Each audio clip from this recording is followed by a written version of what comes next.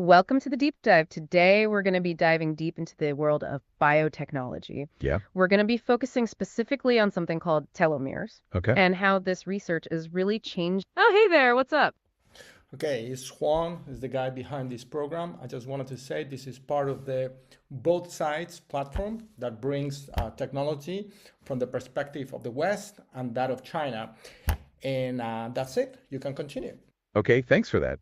It's great to know that you're following along with us and that you understand the unique format of our podcast. Yeah, we're so happy you're here and we're excited to dig into this topic together. So we've got a lot to cover, and it's great to have you on this journey with us. So let's get back to it. We were just about to talk about telomeres and how research in that area is changing everything. Right. So we were saying that research into telomeres has the potential to lead to new ways of even treating cancer. Okay, let's unpack this a bit more. When you hear the word biotech, what comes to mind? I think biotech is really about harnessing the power of living things, from cells to entire organisms, to develop technologies that improve our lives Right, and even the health of the planet. It spans so many areas: right. medicine and agriculture, even industrial processes, environmental management. Wow, that's a lot.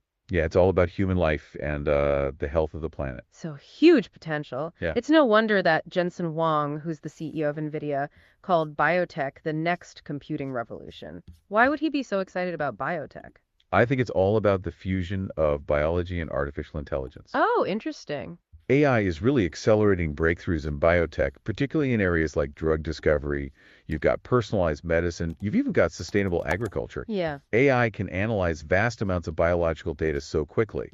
It helps researchers identify patterns and solutions much faster than the traditional methods. Yeah. So it's no surprise that Jensen Huang sees biotech as the next big wave of technological innovation. So cool. I've always been curious about how different fields like AI and biotech are really starting to come together. Yeah, they're starting to really come together. Overlap and create new possibilities. Totally. Yeah, that's really cool. So our research shows that the biotech industry really took off in the 1970s and 80s Yeah.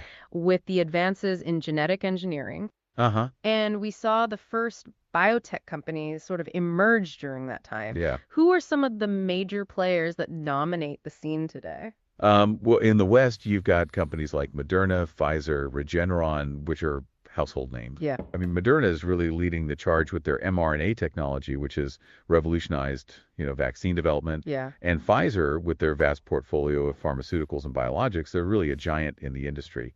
And then you've got Regeneron specializing in antibody therapies for various diseases. Wow, that's a lot.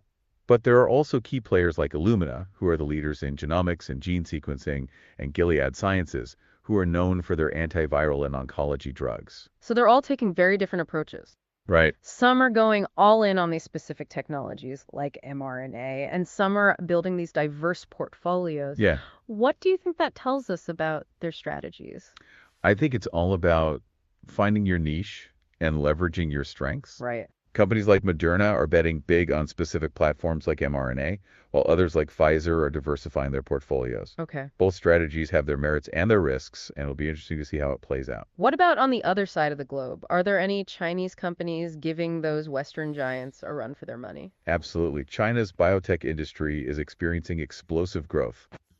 They have a rapidly expanding domestic market and massive government support. Yeah. So you have companies like BeiGene that are making major inroads in oncology and immunology, and they're often offering more affordable treatment options. That's great. Then you have Wuxi AppTec, which is a major player in contract research and manufacturing.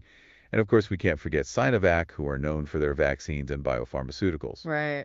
So it sounds like we've got a global race for biotech innovation. It does, yeah. The West is leading in cutting-edge technologies and drug development, while China is rapidly catching up with its focus on affordability and this massive domestic market. This brings us to one area of biotech that really captured our attention. Okay. Telomeres. What exactly are telomeres and why should we care about them? Imagine our chromosomes, which carry our genetic information, like shoelaces. The telomeres are like the protective caps on the ends of those shoelaces, preventing them from fraying. Okay, I like that analogy. They play a vital role in cell division. But each time a cell divides, its telomeres get a bit shorter. Oh, Eventually, they become so short that the cell can no longer divide properly, leading to cellular aging and dysfunction. so they're like a biological clock ticking away inside each of our cells. Exactly. And that process is linked to aging and a host of age-related diseases, including cancer. Wow, so it's both fascinating and a little unsettling at the same time. Yeah, it is. This makes telomere research a potentially game-changing field. Yeah. What are some of the key questions that scientists are trying to answer about telomeres? Well, the big questions revolve around understanding the mechanisms of telomere shortening, what are the consequences of telomere dysfunction, and what is the potential for actually manipulating telomere length to treat diseases and even slow down aging. Right. Researchers are exploring ways to activate telomerase, which is the enzyme that actually adds length to telomeres. Okay. So it's a way to combat age-related decline and potentially treat conditions like cancer. Oh, wow. It's a complex field with huge implications for healthcare. So our research pointed out some fascinating differences between Western and Chinese biotech companies, particularly their strengths and weaknesses. So when we look at Western companies, their strengths lie in their research and development, their intellectual property portfolios, and a culture of innovation. Right. So they attract top talent and investment, but they face challenges with high drug development costs and navigating those complex regulatory hurdles. So it's a trade-off.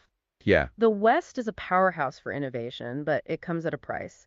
What about their counterparts in China? So Chinese companies, they benefit from that rapid growth, strong government support, and a massive domestic market, which is a huge pool of patients for clinical trials. They're Yeah. often able to scale up production and offer more affordable treatments, Right, which is huge. which is a major advantage these days. However, they face challenges with quality control and intellectual property protection. It's interesting how these Ah, yeah, uh-huh.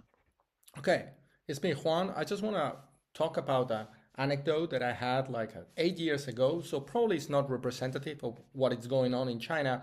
But 8 years ago, I came across this guy who was a researcher in the United States, but he had to fly to China to conduct research on rats because in the United States was illegal, I think. So that's it. They had to fly to China, conduct the experiment because the laws there were more loose, get the data, and then go back to the United States. I'm not sure that's what's going on now, but I think it was an interesting anecdote. That's a really interesting anecdote, Juan. Thanks for sharing that. Yeah, it really highlights how different regulatory environments can impact scientific research. It's fascinating that researchers might have to go to different countries to conduct certain experiments. It also reminds us that the regulatory landscapes can change so much over time. Absolutely. What was true 8 years ago might not be the case today. It seems like both the West and China are constantly evolving in how they regulate biotech. Right. And that's something we will touch on a bit later on. Okay, so with that in mind, we were about to get into some of the companies involved in telomere research. One company that stands out is Geron Corporation. Okay. They're pioneering telomerase inhibition technology, which aims to treat cancers and age-related diseases. So they're really trying to control the very process that governs cellular aging. Exactly. It's a unique approach. It's incredibly ambitious. Are there any Chinese companies exploring similar approaches to telomere manipulation? While there isn't a major Chinese company specifically focused on telomeres like Geron, there's definitely growing interest in the field within China. Okay. Several academic institutions and startups are beginning to explore the potential of telomere-based therapies. So the West, particularly Geron Corporation, kind of has a head start in this particular niche. Right. But zooming out to the broader biotech landscape, who would you say is leading the innovation race, the West or China? It's a tough question. It's not a simple either or. The West undeniably leads in cutting-edge technologies and drug development. Right. However, China is rapidly catching up, leveraging their strengths in scaling production and government support. It seems like it's less about who's winning and more about how these different approaches to innovation are pushing the boundaries of what's possible. Totally. Speaking of innovation, are there any noticeable trends in where biotech startups are popping up? Biotech startups are significantly more common in the West, especially in the US and Europe. Okay. This is largely due to a more mature ecosystem, greater access to venture capital, and a strong culture of entrepreneurship. That makes sense. But what about China's massive government funding for biotech? Doesn't that give them an edge? Absolutely.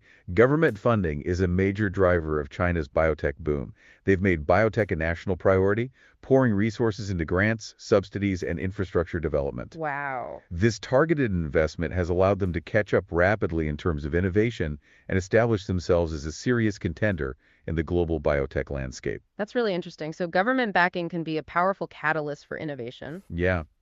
Let's talk about market access. Are there any limitations on companies entering each other's markets? Yes, both regions have barriers like we were just discussing, thanks to Juan's anecdote. Okay. China has strict regulations for foreign firms, while the U.S. closely scrutinizes Chinese companies. Okay.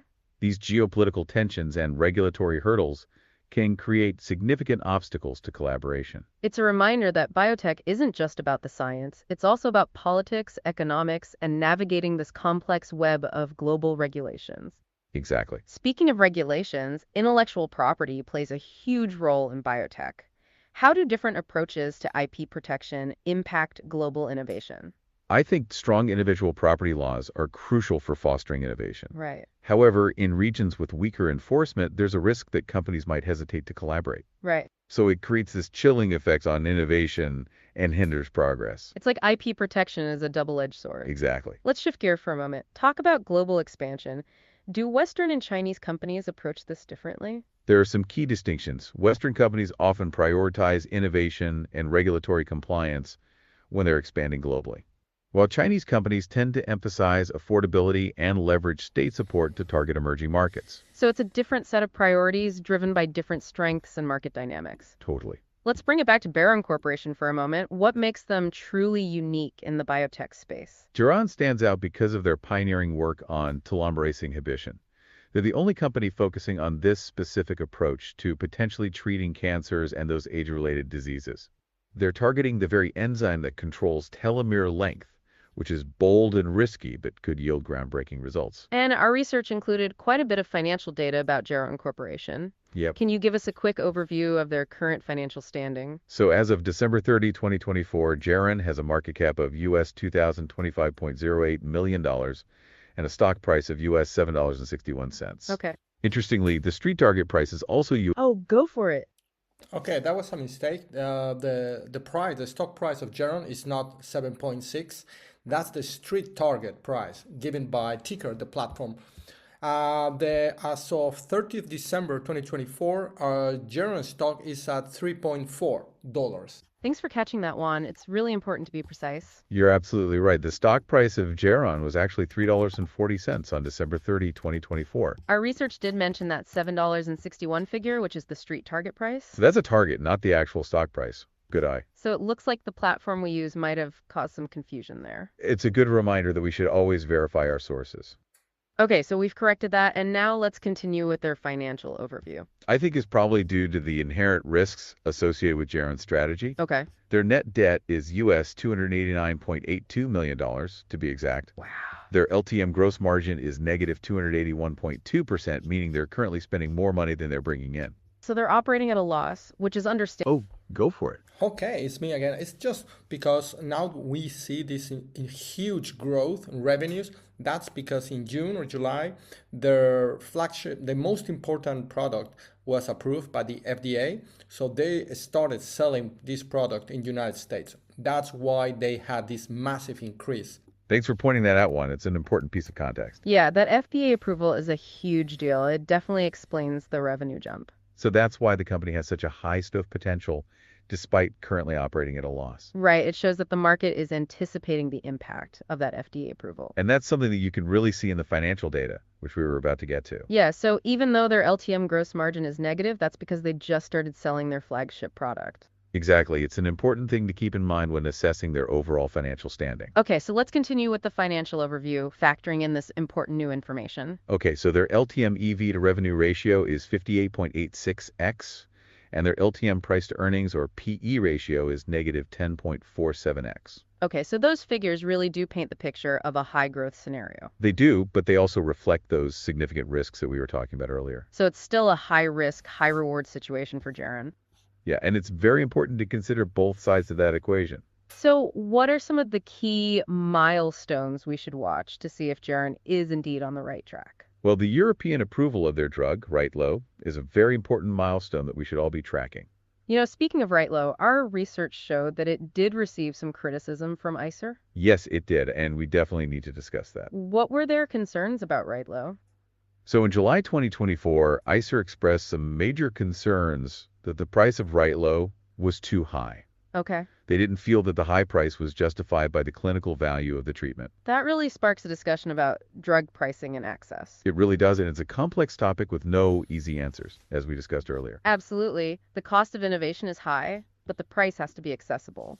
Exactly. And then we also had some information about insider trades within Geron, specifically with their CEO, John Scarlett. Can you explain what that means? So John Scarlett has been engaging in insider trades, but all of it is under a prearranged 10b5-1 plan. Okay, so what does that mean? It means he's allowed to buy or sell shares at specific times and prices to avoid suspicion of insider trading. Okay, so did he actually exercise any of his stock options in 2024? Well, he was awarded 1 million stock options in 2024, but he actually chose not to exercise them. Oh, interesting. What could that mean? Well, that could be a sign of confidence in Geron's future prospects, like we said earlier. Yeah. Now, those options expire on February 11, 2026, so we'll have to wait and see what he does. But he did sell approximately 600,000 shares back in June of 2024. Correct, and that's something we should all be aware of. What percentage of Geron does he currently own? As of March of 2024, he owns about 1.4% of Geron Corporation. Which, as we discussed earlier, is a substantial amount. Yeah, and it seems that he really believes in the long-term potential of the company. Before we go to those larger trends in biotech, let's do a quick recap, shall we? Let's do it. So, Geron is a company with a bold strategy, but it's also facing financial headwinds and regulatory scrutiny. Yeah, and that FDA approval we were just talking about is a huge game changer. Okay, so it's definitely a case study in how a company pushes the boundaries of science. Let's zoom out. Okay. Let's discuss some of the most important breakthroughs in biotech in 2024. Well, 2024 was definitely a landmark year for biotech with major advancements in mRNA technology, like you were saying. Yeah. And there were also some huge milestones in CRISPR-based therapies. Oh, yeah. For the first time, we actually saw a commercialized gene editing treatment for those rare genetic disorders. So we're really entering a new era for medicine. It really feels that way. And AI is getting integrated into drug discovery and personalized medicine as we speak. So AI is helping researchers work through vast amounts of data. Exactly, which is speeding up the process and making treatments more tailored than ever before. So it's like all these different fields are converging and creating all of these new possibilities. Yeah, it feels like the pace of innovation is accelerating dramatically. What are your predictions for 2025? What do you think is on the horizon for this field? Well, I think 2025 will be another groundbreaking year with significant progress in regenerative medicine. Wow. And you can expect more partnerships between AI companies and biotech firms. That's huge. And I think we'll also see those exciting new developments in drug delivery systems tailored to each patient's specific needs. Wow. So what should investors and scientists watch for this year? They need to keep a close eye on gene editing, AI-driven drug discovery, and RNA-based therapies. So RNA therapies are going way beyond vaccines. Yeah, the possibilities of RNA molecules are practically limitless. And amidst all of this excitement, we should remember the unmet medical needs around the world. Yes, it's important to see what global health initiatives are coming out that target these needs. Yeah, it's easy to get caught up in the latest breakthroughs, but those are the things that really matter. It's crucial that we focus on access and global health. Absolutely. So some trends to watch in 2025: gene editing, AI drug discovery, RNA therapies, and global health initiatives. And don't forget to keep an eye on high-impact clinical trial results. What about the global landscape? Well, it will be crucial to monitor global partnerships and any regulatory shifts that occur. Biotech industry is getting increasingly global, with companies collaborating across borders. So these partnerships will help to accelerate innovation and help to bring treatments to market quicker? Exactly. But these regulations are also always changing, so we should watch for potential shifts in data privacy. Okay. We've covered so much today, from telomere research to Geron's finances and the ethical dilemmas we face. Yeah, we've had a whirlwind tour of a field that's constantly changing and pushing boundaries. It really has been. We've explored life-saving treatments, personalized medicine, and even the potential to extend lifespans. It's exciting, but oh yeah, let's hear it. Okay, it's me, Juan. I think you did an excellent job, guys. You two AIs. So now it's time to close the program. So let's do it. Let's say goodbye to this first program of both sides.